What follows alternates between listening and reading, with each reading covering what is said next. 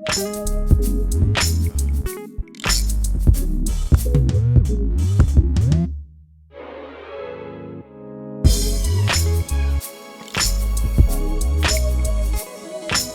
up, everybody? I hope everyone is having a blessed weekend so far. I was just here working on some music, and I just had a quick thought um, about using your talents and using your gifts and becoming the best you uh, possible, becoming the best version of yourself that you can be. You know, this life is short that we live. Um, and no day is guaranteed to us. Um, so why not take advantage of the time that we have on this earth? Because, you know, once your time is up, that's it. We don't get to go over again, not in this lifetime. So why not take advantage of the gift that we all have to be able to be the best versions of ourselves? But in becoming the best versions of ourselves, there's going to be a challenge to your character. And oftentimes, the biggest challenge to your character begins right at home, amongst the people you know the most, your family, your friends. That's the biggest challenge to your character initially. And in becoming the best versions of ourselves, we have to understand that there are going to be forces, there are going to be enemies that try to stop us from becoming all that we are destined to be. And when you are gifted, the attack comes early, because the enemy wants to ensure that you either are killed, or you are stopped, or you are so messed up in your own self that you won't take the chance to even find out what you can be. A lot of us are defeated in our minds. A lot of us really don't need the enemy to do anything to us, because we stop our own selves. So initially, in becoming the best version of ourselves, you have to understand that there's going to be a constant attack against your character. But you got to push anyway. You got to continue to live right anyway. It doesn't matter what people say, as long as you know you're living right, as long as you know you're doing right, as long as you know you're doing the best you can to be the best version of yourself. We all make mistakes, and we ask God for forgiveness, but we cannot allow those mistakes to stop us from being the best versions of ourselves. I like to call it finding your you. You have to find your you. You have to find and discover what it is that makes you you, what it is that makes you happy, what it is that you dream about.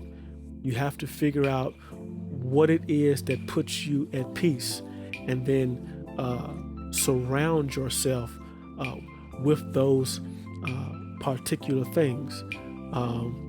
For instance, I do music, and I try to do it every day. I have fish tanks. I work with dogs as well. So I try to put around me the things that will remind me of who I am. So every time I feel like I want to get depressed, or every time I feel like I don't want to do it anymore, every time I look around, you know, and I see the music equipment, or I see my fish tanks, it reminds me that no, greater is inside of me. All I have to do is break through those chains and break through those walls and do it. It's right here. It's available. And anytime I feel that I'm going to reach a point where I just don't want to do it anymore. Just being in the environment of my music, of my fish tanks, of my dogs, it reminds me that no, I am destined for greater. So you have to surround yourself with the things that put you at ease. Another thing is, in finding the best version of yourself, the reason why that's so important is because there's only one you. There's only one you. When God created you, He first created a need for you, for your talents, for your gifts. So before He created you, He created a need. And if you are not using your gifts, which, by the way, your gift that God gives you is not for you. It's for you to give to somebody else. It's a gift. God gives it to us, and it's our job to give it to other people. So if in using your gift, you decline to use it or you're not using it, there's a need that's not being met because you're not using your gifts. So if you're not doing what it is that you need to be doing, if you're not doing what it is that God called you to do, there's a need that's out there that's not being met because nobody can fill that need like you can. Nobody can fill that gap the way you can fill that gap. And it's the enemy's job, because he knows that.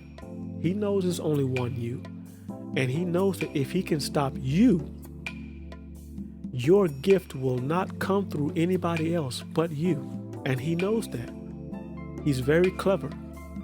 And we think, well, I'm not qualified enough to do this, or I'm not properly trained to do that, or nobody encourages me or even says that I'm able to do what it is I feel I need to do.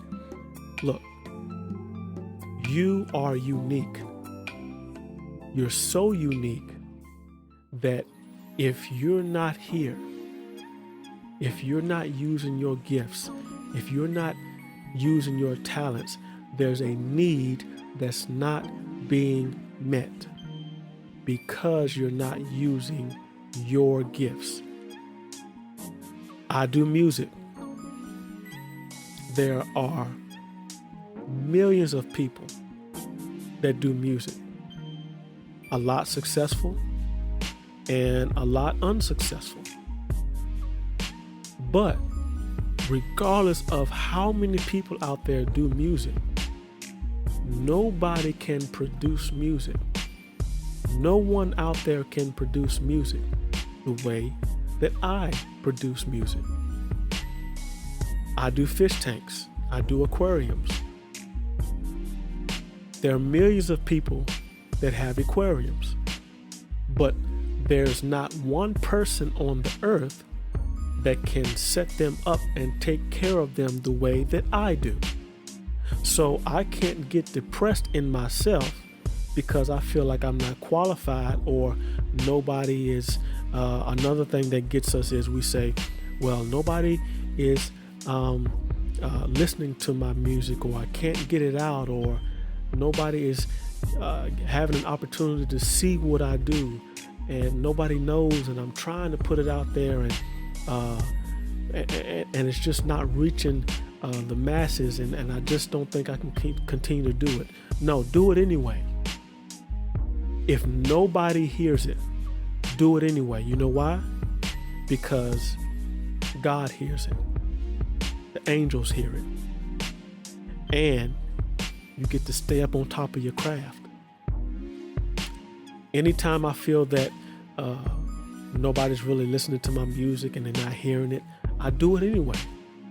Because it keeps me on my game. It keeps me tight so that when that time comes and I need to really call it up, there's no second guessing.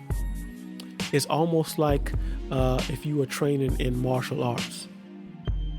You train for thousands of hours and you might not ever actually fight anybody. But for that one time you may need to defend yourself, you need to be able to call it up without thinking, because it's a fight. You don't have time to think. But you didn't allow the fact that you're saying, well, I don't have anybody to fight, to prevent you from training. That's why you should always read your word and always read the Bible, because you never know when that fight is going to come, and you need to be able to call up those scriptures, and you're not going to have time to think. So you are uniquely you. You need to find what it is that you do and stick with it.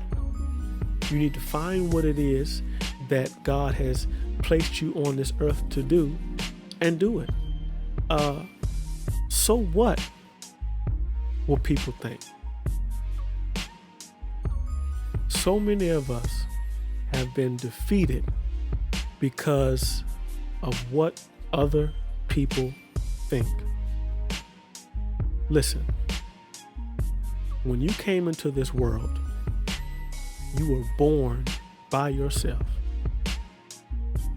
And when we leave here, when you leave here, you are going to die by yourself. Even if everybody is in the room holding your hand, when you check out of here, it is by yourself. So what? What does it matter what people think about you? What does it matter what people think about what it is that you do? If you are a painter, be a painter. Be the best painter you can be. If you are a musician, be the best musician you can be. If you make cupcakes, you got to make the best cupcakes you can make. It doesn't matter. The enemy wants us to get into this thing where we feel that our gift is not qualified, it's not worthy, it doesn't make enough money. All of that is just a distraction. It's just a trick. It's a distraction. You have to do what it is that God has called you to do. You have to do what makes you happy. So many years have we wasted doing things, working jobs that don't make us happy, being with people that don't make us happy. It's time out for all of that. You have to do what it is that makes you happy, because you are too gifted. You have to be seen. You just got to keep pushing. You are too gifted to be hidden. You are too talented for people not to know what it is you do. Don't worry about the people that's telling you you can't do it. Use that as motivation. Every time I hit a wall, it just tells me I need to change direction. You don't have to like what I do. People don't have to like what you do. But you got to do it anyway, because guess what? Somebody out there is going to benefit from your gift. You're going to run into, before you really find your path and start to get out there, you're going to run into people who don't believe. You're going to run into people who say you shouldn't do it. You're going to run into a lot of those people. So be prepared for that. But you got to do it anyway. If don't but one person hear it, you got to do it anyway. If you sitting outside of the store and you're selling your cupcakes and just one person buy it, that's fine. Somebody has benefited from what it is you do. If when I preach or when I speak, if I don't reach anybody but one person, I've done my job. I'm successful. If when I start creating music and the enemy doesn't want me to finish it, if I just fight to finish that one song, I was successful. So you have to find out what it is that makes you happy, what it is you like to do, what it is that's just itching on the inside of you to do. There are going to be challenges. There are going to be hurdles, mountains, valleys, all of that is going to come. But you got to push anyway. You have to find your you. It's time out for us living unhappy. It's time to stop living depressed. It's time to stop living under a rock. Be who it is you want to be. Be who it is that makes you happy. Be who it is that God has called you to be. It doesn't matter how many people vote for you. As long as God has accepted you and ordained for you to do that thing, nobody can stop you. You keep pushing. You keep fighting. Do what it is you want to do. And watch God bless you in the journey. So I hope this word has been a blessing to you. I love you guys. Stay tuned. This is Q for On Q Productions. I love you guys. God bless.